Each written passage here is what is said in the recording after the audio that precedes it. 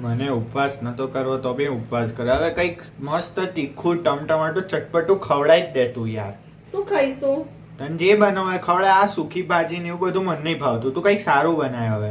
ચલ આજે મસ્ત તને ભાવતા મજાના વડા બનાવી આપો. Okay okay.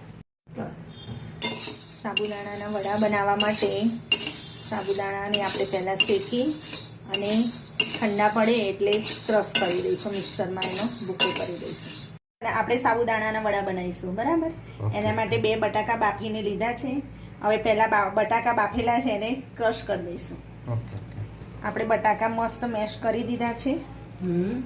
હવે એની અંદર થોડાક આપણે લીંબુના ફૂલ નાખીશું ટેસ્ટ મુજબ. થોડીક 2 ચમચી જેટલી ખાંડ નાખીશું. મિક્સ કરી દઈશું. હવે બટાકામાં આપણે ખાંડ અને લીંબુના ફૂલ નાખીને મસ્ત મેશ કરી દીધું છે. હવે એની અંદર આપણે લઈશું રાજગરાનો લોટ લઈશું 1 વાટકી. 1 વાટકી મોરૈયાનો લોટ લીધો છે આપણે.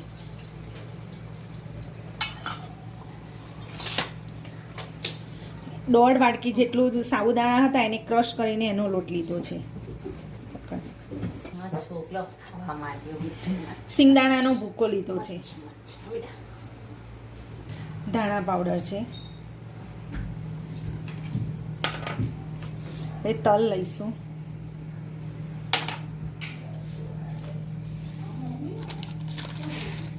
ટેસ્ટ મુજબ સિંધવ મીઠું લઈશું. ફરાળમાં ખાવાનું મીઠું લઈશું આપણે.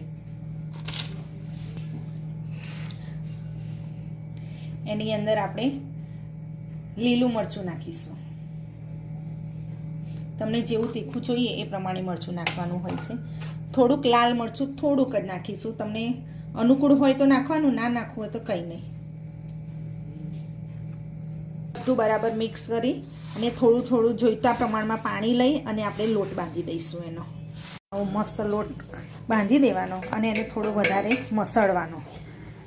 મસળીને આટલો ઢીલું થાય ને આવો ત્યારે બધું ભેગું કરી દેવાનું. 1 ચમચી તેલ નાખીને આવી રીતે નાની લોહી લેવાની, ગોળ કરી અને વચ્ચેથી ચપટી દબાઈ દેવાની. આવી રીતે આમ થેપી અને વચ્ચે સામાન્ય આપણે હોલ કરી દેવાનું. એટલે મસ્ત વડું ચારે બાજુથી ફૂલીને સરસ તૈયાર થઈ જશે. તેલ ગરમ થઈ ગયું છે. હવે એને ગરમા ગરમ વડા ધીમા ગેસ પર આપણે પહેલાં તળી લઈશું. 2 મિનિટ માટે થોડો ધીરો ગેસ રાખીશું. પછી પલટાવીશું. શાંતિથી પલટાવવા માટે ઉતાવળ કરવી નહીં.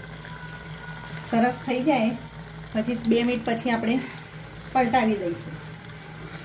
પલટાવ્યા પછી ગેસ આપણે થોડો ફાસ્ટ કરીશું અને એને ગોલ્ડન બ્રાઉન સુધી તળીશું.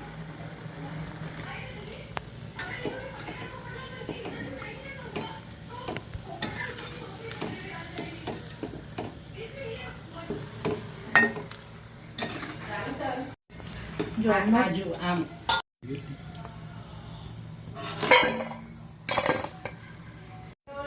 રેડી છે સાબુદાણાના લોટના વડા અને સાથે ફુદીના અને ધાણાની ચટણી, લીલા ધાણાની ને ફુદીનાની ચટણી.